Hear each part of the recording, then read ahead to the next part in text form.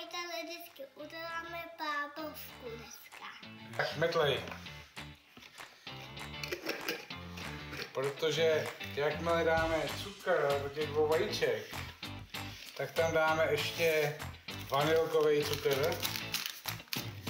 Vanilin cukr tady máme.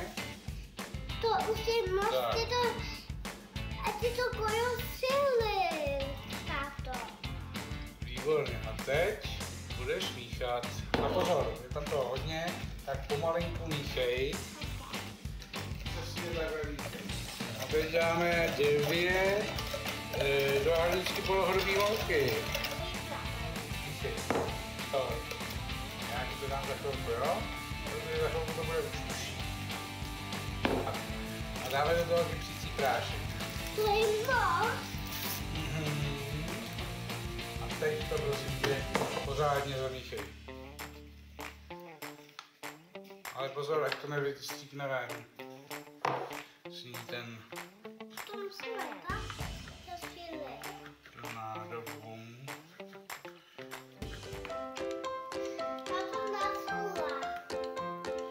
Tak. Tato naschla. Takže sem dáme ten citron, sem dáme to kakao. Jo. Takže já vezmu 1 lžíci kakao. A já nesu to. Tady dáme takhle zvrchovatou lžíci kakao, ať je to pěkně tmavý. A míchej. Ať to je pořádně promíchané. Jak jsi to dělá? Tak to udělej, pojď.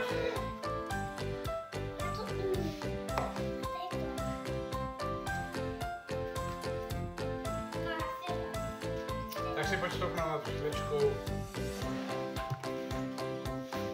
Žup. Dámeš tady to a zamíchej to celé. Ať se tam ten citronek do toho pracuje. Teď budeme dělat to nejdůležitější, vylejeme to do té formy.